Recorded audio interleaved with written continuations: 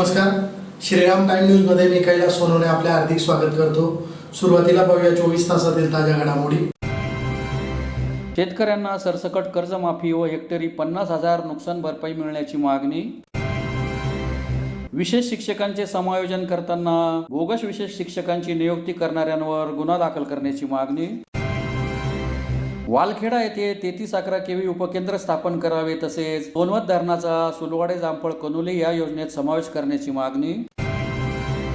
हिगाव येथे घडलेल्या मृत्यू प्रकरणी दाखल खोट्या गुन्ह्याची SIT मार्फत चौकशी करण्याची मागणी.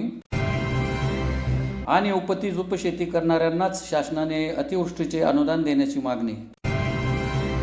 आता बातमीपत्र विस्ताराने. धुळे जिल्ह्यासह तालुक्यात शेतकऱ्यांना सरसकट कर्जमाफी व हेक्टरी 50,000 नुकसान भरपाई मिळावी या मागणीसाठी धुळे जिल्हा राष्ट्रवादी काँग्रेस शरदचंद्र पवार पक्षातर्फे जिल्हाधिकारी कार्यालयासमोर निदर्शने करून निवेदन देण्यात आले. राज्यातील तसेच धुळे जिल्ह्यातील अतिवृष्टी आणि पुरामुळे नुकसान झालेल्या शेतकऱ्यांना सरसकट संपूर्ण कर्जमाफी व हेक्टरी 50,000 नुकसान भरपाई त्वरित द्यावी अशी मागणी धुळे जिल्हा राष्ट्रवादी काँग्रेस पार्टी शरदचंद्र पवार पक्षातर्फे जिल्हाधिकाऱ्यांना निवेदनाद्वारे करण्यात आली आहे. निवेदनात म्हटले आहे की राज्यात यंदाच्या पावसाळ्यात अतिवृष्टीमुळे चौफेर नुकसान झाले आहे. कधी नव्हे असे संकट आल्यामुळे राज्यातील शेतकरी उद्ध्वस्त झाला आहे. अशा परिस्थितीत झोपेचे सोंग घेतलेल्या शासनाला जाग आणण्यासाठी राष्ट्रवादी काँग्रेस शरदचंद्र पवार पक्षाचे राष्ट्रीय अध्यक्ष खासदार शरदचंद्र पवार यांच्या नेतृत्वाखाली शेतकऱ्यांचा महामोर्चा गेल्या महिन्यात नाशिक येथे काढण्यात आला. परंतु तरीही शासनाने पंचनामे करणे वगैरे गोष्टींमध्ये वेळ काढून धोरण स्वीकारले व जुन्याच अटी आणि निकष लावून शेतकरी राजाला तुटपुंजी अशी मदत जाहीर केली. राज्यातील शेतकऱ्यांना सरसकट कर्जमाफी व कुठल्याही अटी शर्ती न लावता सरसकट 50,000 नुकसान भरपाई देण्यात यावी अशी मागणी राष्ट्रवादी काँग्रेस शरदचंद्र पवार पक्षाने महायुतीच्या सरकारकडे लावून धरली आहे. पक्षाच्या राष्ट्रीय कार्याध्यक्ष खासदार सुप्रिया सुळे यांनी सर्वप्रथम महाराष्ट्रातील गंभीर परिस्थितीची केंद्र सरकारला जाणीव करून दिली. सरसकट आणि संपूर्ण कर्जमाफी हा मुद्दा केंद्रस्थानी लावून धरला, परंतु सरकारने घाईघाई हेक्टरी फक्त 36,500 रुपयांची तुटपुंजी व फसवी मदत जाहीर केली आहे. यामध्ये अनेक अटी व निकष लावण्यात आलेले आहेत. यामध्ये शेतकऱ्यांच्या पदरी काही पडत नसल्याचे दिसून येत आहे. महायुती सरकारने शेतकऱ्यांच्या डोळ्यात धुळफेक करून ही फसवी मदत जाहीर केली आहे. दिवाळीच्या तोंडावर शेतकऱ्यांच्या हातात काही शिल्लक नाही, म्हणून यंदाची दिवाळी शासनाच्या नाकर्तेपणामुळे काळी दिवाळी होणार आहे याचा निषेध करीत आहोत. तसेच शेतकऱ्यांना सरसकट कर्जमाफी व हेक्टरी 50,000 नुकसान भरपाई त्वरित दिली जावी अशी मागणी करण्यात आली आहे. यावेळी राष्ट्रवादीचे ग्रामीण जिल्हाध्यक्ष जितेंद्र मराठे, शिरपूर तालुका अध्यक्ष व्यंकटेश पाटील, साक्री तालुका अध्यक्ष गिरीश नेरकर, सुखलाल बैसाने, डॉक्टर कुणाल पाटील, दिलीप पाटील, रब्बाब पिंजारी, चंदूबापू पाटील, गौरव पाटील, गुलाब पाटील, नरेंद्र पाटील, जयेश माळी, कुलदीप बागुल, दिलीप पवार आदी उपस्थित होते. यंदाच्या पावसाळ्यामध्ये महाराष्ट्रभरात प्रचंड प्रमाणात अतिवृष्टी झाली. या अतिवृष्टीमुळे महाराष्ट्रातील अनेक भागामध्ये शेतकऱ्यांचं अतोनात नुकसान झालेलं आहे. शेतकऱ्यांची शेती वाहून गेलेली आहे. काही शेतकऱ्यांच्या विहिरी वाहून गेलेल्या आहेत. घरं वाहून गेलेली आहेत. गुरंढोरं मरण पावले आहेत. काही गुरंढोरं वाहून गेलेली आहेत. आणि अशा या अतिवृष्टीमुळे शेतकऱ्याला फार मोठ्या प्रमाणावर नुकसान सोसावं लागलेलं आहे. शेतकऱ्याच्या या नुकसानापोटी राज्य शासनाने त्यांना हेक्टरी 50,000 रुपये मदत जाहीर करावी. 50,000 रुपये हेक्टरी नुकसान भरपाई देण्यात यावी. त्याचबरोबर राज्य शासनाच्या बड्या नेत्यांनी विधानसभेच्या निवडणुकांमध्ये 7/12 कोरा कोरा कोरा अशा घोषणा केल्या होत्या. हीच ती योग्य वेळ होती. शेतकऱ्याचा 7/12 कोरा करायला हवा होता, परंतु राज्य शासनाने अतिशय तुटपुंजी अशी मदत शेतकऱ्याला जाहीर केलेली आहे आणि ती मदतसुद्धा फसवी आहे. वेगवेगळे निकष लावले गेले आहेत. वेगवेगळे अटी शर्ती त्याला लावल्या गेलेल्या आहेत आणि म्हणून शेतकऱ्यापर्यंत अतिशय तुटपुंजी मदत ही पोहोचणार आहे. दिवाळीचा सण आलेला आहे. शेतकऱ्याचा सगळ्यात मोठा असलेला हा सण साजरा करायला सुद्धा शेतकऱ्याकडे आज पैसे उपलब्ध नाहीत आणि अशा परिस्थितीमध्ये राज्य शासनाने शेतकऱ्याला भरीव अशी मदत न करता तुटपुंजी मदत जाहीर करून काळी दिवाळी साजरी करायची वेळ आणलेली आहे. अशा या राज्य शासनाचा आम्ही तीव्र शब्दामध्ये राष्ट्रवादी काँग्रेस पक्ष शरदचंद्र पवार या पक्षाच्या वतीने तीव्र शब्दात जाहीर निषेध व्यक्त करीत आहोत. आगामी काळात शेतकऱ्याची कर्जमाफी झाली पाहिजे, सरसकट कर्जमाफी झाली पाहिजे. शेतकऱ्यांना हेक्टरी 50,000 रुपये नुकसान भरपाई तर दिलीच पाहिजे, परंतु सरसकट कर्जमाफी हा शेतकऱ्याचा अधिकार आहे. आज शेतकरी पिचलेला आहे आणि शेतकऱ्याला कर्जमाफीची अत्यंत आवश्यकता आहे. शेतकऱ्याच्या कर्जमाफी संदर्भात आदरणीय खासदार शरदचंद्रजी पवार साहेब यांनी मागच्या महिन्यामध्ये शेतकऱ्यांचा प्रचंड महामोर्चा नाशिक येथे काढलेला होता, परंतु राज्य सरकार अतिशय गेंड्याच्या कातडीचं आहे. राज्य सरकारला शेतकऱ्यांच्या बाबतीत काही कळवळा नाही असं दिसून येत आहे आणि म्हणून याच्या पुढे राष्ट्रवादी काँग्रेस शरदचंद्र पवार पक्षाच्या माध्यमातून तीव्र स्वरूपात आंदोलन छेडण्यात येईल आणि ही सगळी जबाबदारी सरकारची राहील असं या निमित्ताने व्यक्त करत आहोत. आज आम्ही राष्ट्रवादी काँग्रेस शरदचंद्र पवार पक्षाचे सर्व पदाधिकारी या ठिकाणी, जिल्हाधिकारी महोदय आणि पालकमंत्री महोदय या ठिकाणी हजर आहेत.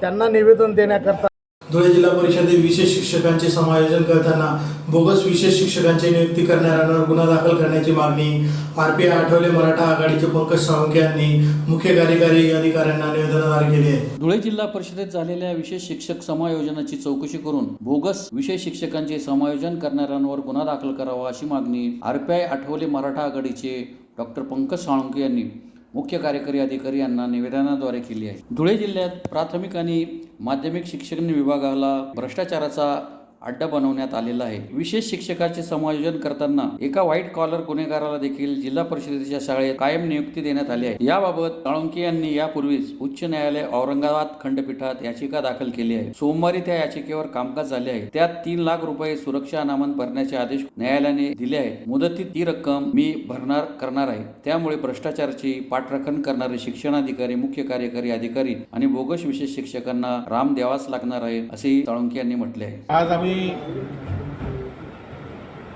Republican party of India Athawale गटाच्या वतीनं महिला आघाडीच्या अध्यक्षा नयनाताई दामोदर, त्या आरतीताई, आमच्या करुणाताई, आम्ही असे येथे मुख्य कार्याधिकारी यांना भेटण्यासाठी आलेलो होतो.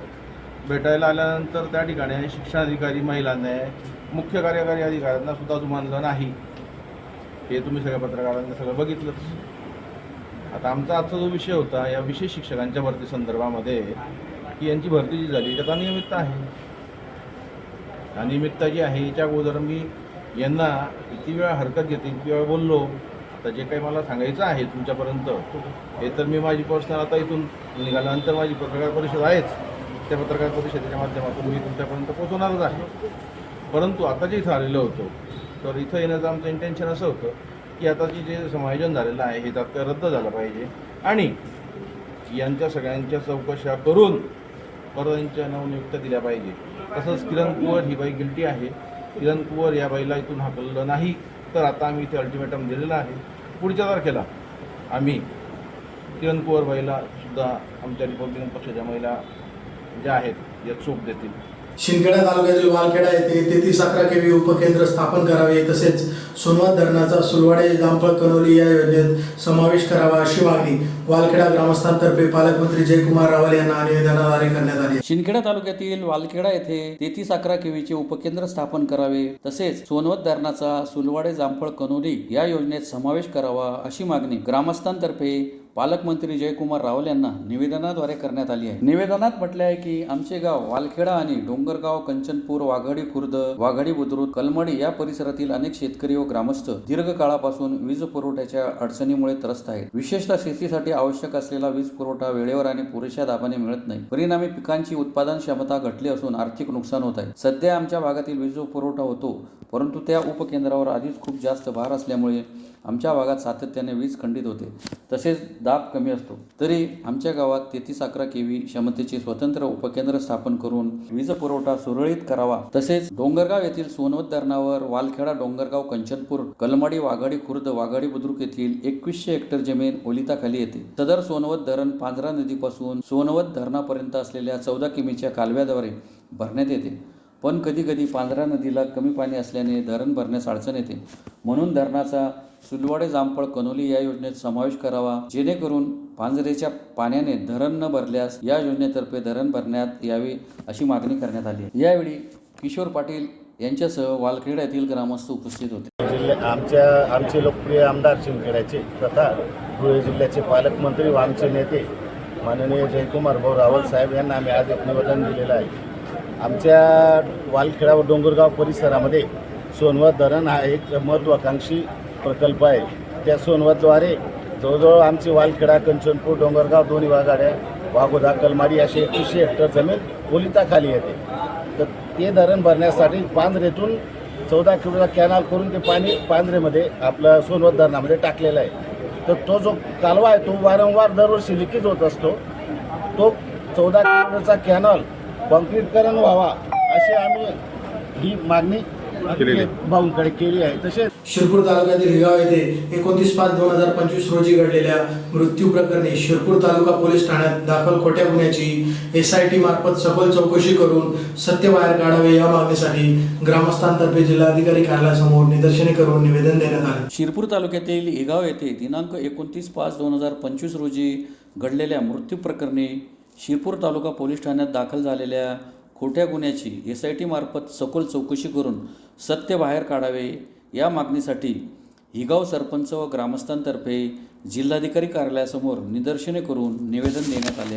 निवेदनात म्हटले आहे की आमच्या हिगाव या गावात दिनांक 27/5/2025 रोजी सायंकाळी घडलेल्या मृत्यूच्या घटनेबाबत गावकरी व प्रत्यक्षदर्शींच्या निवेदनानुसार खोटे पुरावे व खोटे साक्षीदार यांना हाताशी धरून तालुका पोलीस स्टेशन सांगवी यांनी गुन्हा रजिस्टर 150 प्रमाणे खोटा गुन्हा दाखल करून निरपराध लोकांना जेलमध्ये डांबून ठेवल्याने गावात प्रचंड संताप व आक्रोश निर्माण झालेला आहे. तरी घडलेल्या मृत्यूच्या घटनेची SIT मार्फत सखोल चौकशी करून निरपराध लोकांना न्याय मिळवून द्यावा आणि दोषींना योग्य ती शिक्षा मिळावी अशी मागणी करण्यात आली आहे. यावेळी सुशील ठाकूर, किसन पावरा, इंद्रसिंग पावरा, कमलसिंग पावरा, शिलदार पावरा, राजू पावरा, देवा पावरा, दिनेश पावरा, प्रदीप पावरा, सुमाच्या पावरा, वंदना ठाकूर, केलीबाई पावरा, निर्मला पावरा, संतू पावरा, जामबाई पावरा आदी उपस्थित होते. सुशील कुमसिंग ठाकूर ग्रामपंचायत हिगाव ग्रामपंचायत सदस्य आहे व सर्व हे आलेले आमचे सोबत ग्रामस्थ आणि ग्रामपंचायत सरपंच सुद्धा आहेत. सदर आम्ही जे निवेदन देण्यासाठी आलो आहे या निवेदनामध्ये की बा आमच्या गावाची घटना घडलेली आहे. मृत्यू VP सिंग कन्हैयालाल पावरा याचा मृत्यू झालेला आहे. या मृत्यूमध्ये ते 5 आरोपींना जे 5 आरोपी जे त्यांना दाखवलेले आहेत ते सगळं कारागृहात आहे व यासाठी गावकऱ्यांनी ग्रामपंचायतला निवेदनपत्र दिलं. त्या निवेदनच्या पत्राच्या आधारावरती मी सर्व जिल्हाधिकारी कार्यालयावर येऊन आवेदन देतोय की यांना ही चौकशी निष्पन्न व्हावी याकरता सर्व ग्रामस्थ इथे आलेले आहेत.